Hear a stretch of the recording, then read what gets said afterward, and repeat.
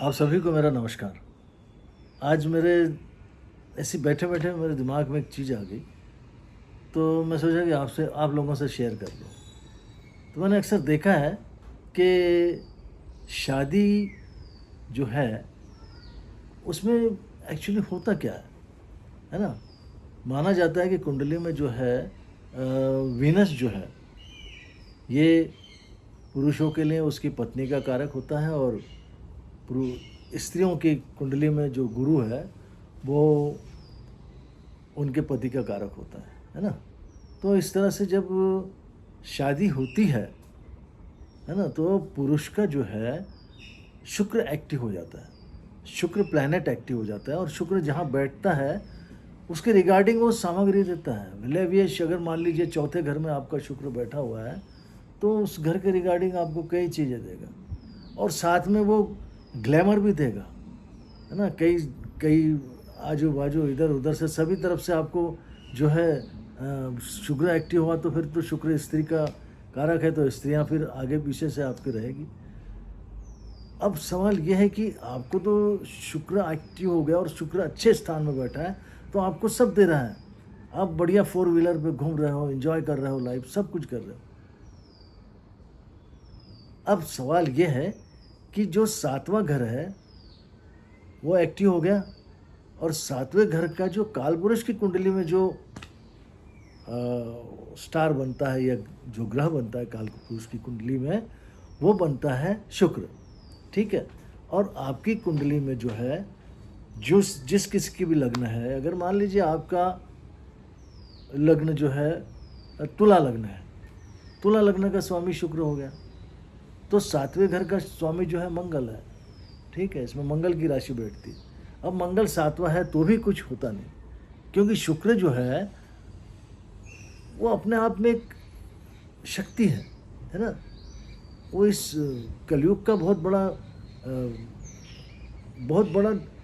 बड़ी आवश्यकता है कलयुग की, क्योंकि कलयुग में क्या है, सारा आपको ग्लैमर है ना? और जितना कारपोरेट से लेके जितनी चमक है, यानी जितनी आपको चमक धमक है, सब कुछ वीनस देता है। गुरु भी देता है, गुरु का अलग है, गुरु सब देता है। गुरु और शुक्र जो है वो लगभग दोनों गुरु ही है और दोनों के रास्ते जो है एक धर्म के मार्ग से देता है और एक जो है आपको ऐसे मार्ग से देता है जो कि धर्म से थोड़ा सा दूर हो जाता है। लेकिन मेरा कहना यह है, अब यहाँ शुक्र तो आपका शादी के बाद एक्टिव हो गया, अब आपका काम है, शुक्र यानी कौन है? आपकी पत्नी। आपकी पत्नी के साथ में आपका व्यवहार अगर अच्छा है तो आपकी लाइफ जो है लेविश रहेगी। लेकिन बात कैसी रहती है कि आपको जब शुक्र अच्छा है, अच्छी जगह बैठा है, तो आपके आस सराउंडिंग में 50 और उसके इर्द गिर्द आपको आकर्षित करने वाली चीज़ें घूमती रहती है, जिसके कारण आपका मन जो है विचलित हो जाता है और आपको ऐसा लगता है कि मैंने जो किया है, ये तो उससे अच्छा है, ये तो उससे अच्छा है, मैंने कहाँ फंस गया? और फिर आदमी जो चाहता है कि मैं इसमें से कैसे निकलूं, और वो अपना शुक्र जो है वो खराब कर लेता है। और जब शुक्र खराब होता है तो फिर उस आदमी के पीछे, चाहे कोई भी हो, एक साधारण आदमी को मैं बताता हूँ कि लोग बोलते हैं ना कि शादी के बाद में तो मेरे सब बाल चले गए यार, शादी के बाद में क्यों गए? क्योंकि आपको जो मिला है ना, आपका जो शुक्र एक्टिव हुआ है और आपका जो शुक्र है उसका जो कारक व्यक्तित्व है वो आपकी पत्नी है। आप तो उसके साथ में व्यवहार अच्छा करते नहीं, फिर कैसे नहीं, आपको फिर आपके झगड़े होते हैं, नींद नहीं आती है, डिसऑर्डर हो जाता है, हार्मोनल डिसऑर्डर हो गया, फिर बाल झड़ने लगे, फिर ये हो गया वो हो गया। तो क्या है, आपका ग्लैमर जो है वो आपकी पत्नी में छुपा है। अगर आपकी पत्नी के साथ में आपका व्यवहार अच्छा नहीं है, वो चाहे कैसी भी हो, लेकिन आपका उसका दुष्प्रभाव आपको नहीं लेना है ना? आप कहेंगे वो तो बैक आंसर दे रही है, वो ऐसा है, वो वैसी है।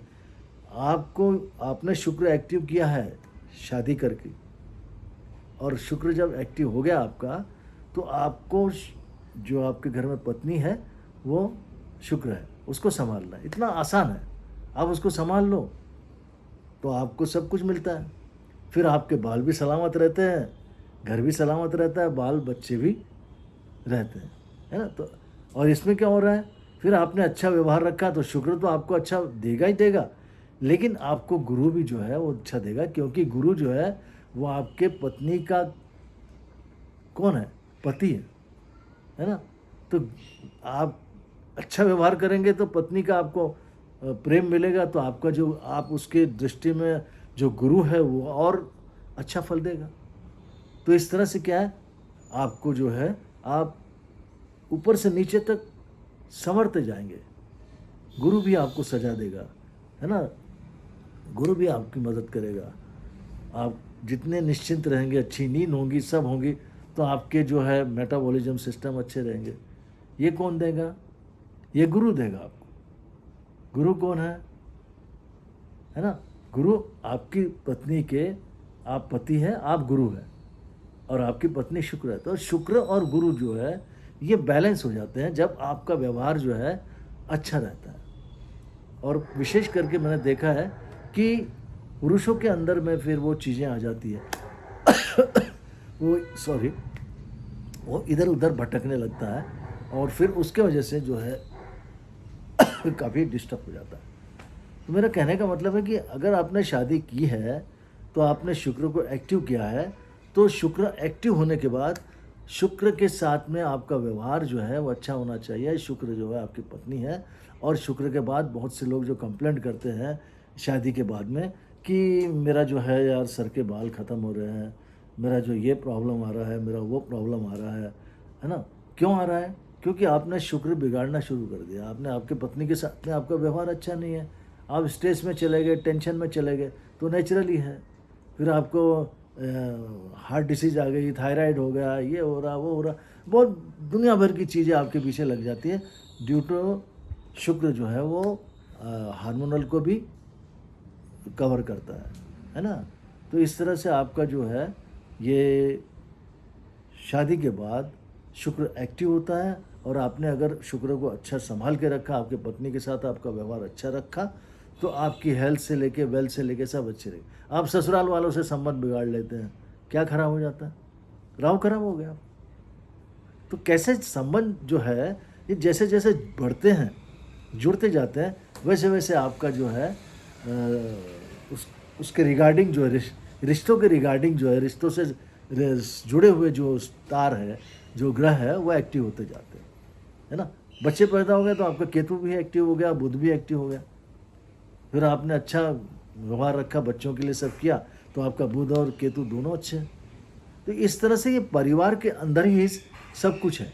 और आपको सबसे पहले जो है, जब आपकी शादी होती है तो सबसे पहले आपका शुक्र एक्टिव होता है, बच्चे होते हैं तो आपका 5th घर एक्टिव होता है, और ससुराल के लोग रहते हैं, आपका 6ठा घर एक्टिव और 8वां घर एक्टिव हो जाता है। इस तरह से आप जो है जहाँ आपके राहु है, केतु है, वो घर एक्टिव हो जाते हैं, और उसका जो है आपने अच्छा सब कुछ रखा तो कोई ग्रह आपको तकलीफ नहीं देता। ये ऐसा मुझे आज विचार आया, तो मैं सोचा कि चलो भाई आपसे ये शेयर कर लूँ। अगर आपको अच्छा लगा है तो लाइक कीजिए, शेयर कीजिए, और मैं तो सब्सक्राइब वगैरह के बारे में नहीं बोलता, क्योंकि मेरे सब्सक्राइब बहुत कम है। अगर आपकी इच्छा है तो सब्सक्राइब कीजिए। नमस्कार।